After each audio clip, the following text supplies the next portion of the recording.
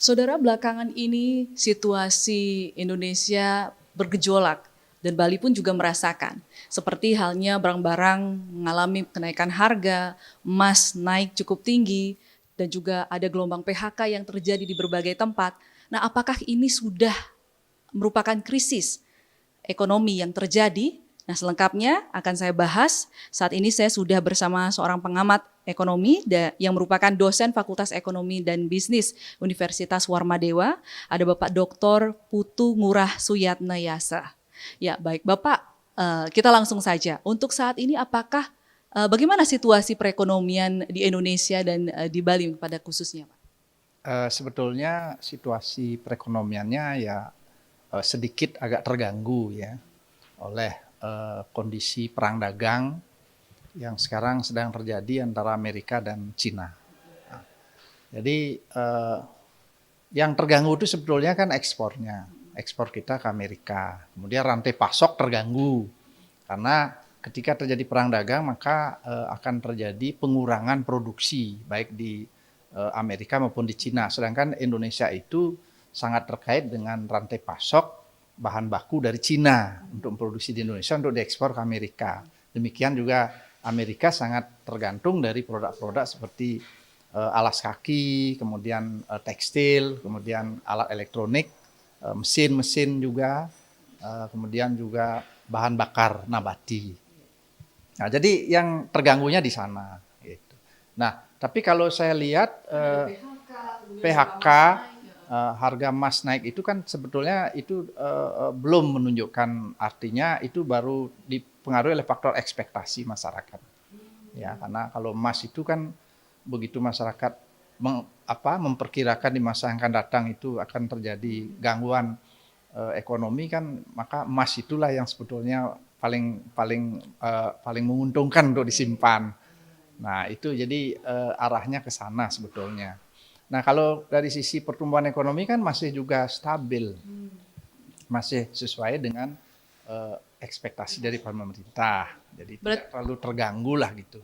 Berarti ini belum krisis ekonomi ya, Pak ya? Ya, kalau krisis itu kan kalau sudah berturut-turut pertumbuhan ekonominya terus-menerus mengalami penurunan itu baru namanya krisis selama 3 bulan. Iya, nah ini sekarang kita masih belum, ya masih biasa-biasa saja. Tapi gejalanya sudah ada, Kak, Pak? Ya, memang gejala itu sudah muncul. Nah, itu diakibatkan oleh salah satunya itu kan karena terutama yang terkait dengan basis ekspor, dia akan terganggu juga akan ada gejala-gejala masalahnya seperti itu. Tapi kan kemarin Donald Trump itu sudah menyatakan bahwa ini dipending 90 hari. Nah, jadi kan belum ada apa-apa, tapi masyarakat kan sudah panik duluan itu. Kita terlalu banyak ekspektasi gitu untuk hal-hal yang belum tentu terjadi gitu.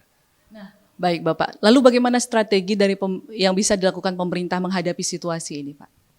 Jadi pemerintah itu pasti sudah, yang pertama kan sudah melakukan langkah-langkah strategis dari sebelumnya. Saya lihat tanda-tandanya sudah dilakukan oleh pemerintah, diantaranya kan melakukan lobby dengan pemerintah Amerika supaya tarif yang diberlakukan oleh Indonesia itu bisa dikurangi atau kalau tidak dikembalikan seperti sebelumnya. Dan kenyataannya itu kan berhasil dipending 90 hari gitu, cuma 3 bulan. Nah, yang kedua, pemerintah kita sudah sejak awal sudah masuk kepada strategi-strategi yang sangat krusial, diantaranya menjadi anggota BRIC. Nah, ini kan pasar baru. Jadi pasar baru ketika kita dihambat oleh Amerika.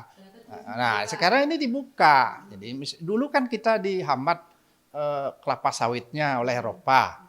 Nah, ini kita produksi dalam negeri untuk kepentingan sendiri. Nah, sekarang juga Soviet juga minta kelapa sawit kita yang cukup besar. Demikian juga di Afrika Selatan, pasar yang sangat kuat. Asia Selatan juga. Kemudian ASEAN. Nah, ini langkah-langkah strategi baik yang bersifat bilateral maupun bersifat unilateral itu gitu. Nah, itu strategi yang bisa dilakukan oleh pemerintah. Ya, sudah bagus terkait dengan ekspornya. Iya. Nah, lalu bagaimana dengan individu ini, Pak? Nah, kalau individu saya kira yang terpenting ya kita jangan terlalu inilah khawatir dengan isu-isu yang kadang-kadang tidak benar, tidak mendasar kan. Nah sekarang kan zaman Facebook, zaman digital itu sedikit aja beritanya itu sudah menjadi kita panik gitu, seolah-olah akan sudah terjadi padahal ini sedang proses gitu. Jadi kita kan biasa-biasa saja. Kalau terjadi kenaikan misalnya harga beras itu kan juga faktor musiman berpengaruh di dalamnya kan. Kemarin cabai naik ya memang ada faktor musiman. Ketika dia musim harganya turun, ketika tidak musim harganya naik. Di samping juga ada hari raya kan. Nah kita harus lebih realistis dong. Selama ini kan hari rayanya cukup beruntun. Dari Nyepi, kemudian Idul Fitri, kemudian ada Galungan, kemudian ada ini lagi Kuningan, nanti ada lagi hari Waisak. Jadi beruntun ya, jadi pasti dong naik gitu. Nah, lalu berarti masyarakat jangan panik seperti itu ya. Tetap seperti biasa saja seperti itu, Pak. Tapi tetap tentunya juga untuk melakukan antisipasi perlu nggak sih, Pak? Misalnya kita mulai berhemat seperti itu. Ya, tentu kan kita harus pakai hitung-hitungan lah, jangan lebih besar pasak daripada tiang. Jadi seberapa kemampuan kita untuk berkonsumsi ya kita harus ukur dengan kemampuan sendiri. Jangan sampai terlalu banyak berutang, itu kan berbahaya. Nah kalau misalnya apakah masih boleh kita untuk liburan kayak gitu Pak kalau di situasi seperti ini? Ya saya kira sepanjang kita memiliki budget untuk itu bagus sekali karena itu akan mendorong pertumbuhan ekonomi melalui apa yang disebut dengan efek multiplier. Ya, itu penting. Ya, sehingga jumlah uang beredar tetap seperti biasa, cukup tetap tinggi, sehingga ini akan mendorong pertumbuhan ekonomi. Jadi kuncinya yang penting ada budgetnya. Jadi bukan dari hutang, apalagi dari pinjol ya Pak ya. Cobalah tiru kita orang Cina. Orang Cina itu seberapapun pendapatannya, dia selalu menabung. Kecil pendapatannya, kecil dikonsumsi. Tetap dia menabung. Jadi tetap disisihkan. Tetap disisihkan. Nah ini kan filosofi ini harus kita ikuti gitu. Nah, jangan pendapatannya 10, belanjanya 100 ya. Jelas pasti banyak orang gantung diri loh. Bunuh diri seperti di Bali itu. Misalnya. Berarti karena dia melebihi daripada kemampuannya gitu ya Pak ya. Konsumerisme itu kita harus coba mulai dikendalikan. Iya. Tadi untuk individu, lalu bagaimana dengan pelaku UMKM Pak? Yang saat ini juga pada mengeluh katanya mulai sepi yang belanjanya seperti itu.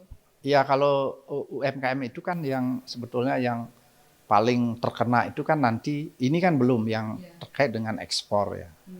Karena ekspornya diproteksi dengan tarif, maka otomatis produk ekspor tertentu pasti menurun. Tetapi kalau yang di dalam negeri, yang di dalam negeri ini kan lain lagi kan persoalannya. Nah, apakah ini karena tamu yang berkurang, misalnya ke Bali kan, sekarang kan agak misalnya low season gitu, otomatis dia akan permintaan terhadap produk UMKM, terhadap produk seni itu akan menurun juga.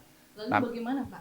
Nah, dalam kondisi yang seperti ini, maka UMKM itu harus mulai mengarahkan pada pasar-pasar yang di dalam negeri yang menggunakan digitalisasi. Marketingnya harus masuk ke marketplace gitu. Marketplace digital. Nah, sekarang kalau hasil penelitian saya yang menggunakan digitalisasi itu termasuk internet tuh masih sedikit di seluruh Bali untuk UMKM. Nah, sehingga pasarnya ya segitu-segitu aja. Konvensional, begitu dia barangnya tidak ada permintaan dari pasar itu, ya otomatis menjadi sepi. Padahal di nasional kan masih banyak. Kita punya penduduk itu 284 juta saat ini. Itu banyak loh. Itu banyak, itu pasar yang luar biasa. Cuma antar pulau kan. Nah, sekarang bagaimana kita caranya merambah itu? Termasuk antar provinsi, antar kabupaten di Bali kan. Jadi itu sebenarnya peluang yang besar ya bagi pelaku UMKM ya Pak ya? Digitalisasi, kemudian kita diversifikasi produk kan. Tetap inovasi itu harus dikembangkan. Ya. Baik Pak, lalu begini Pak, kan sebenarnya sebelumnya krisis ekonomi sudah pernah terjadi. Nah lalu apa saja pelajaran penting yang dapat diambil dari krisis ekonomi sebelumnya untuk mencegah krisis mungkin di masa depan?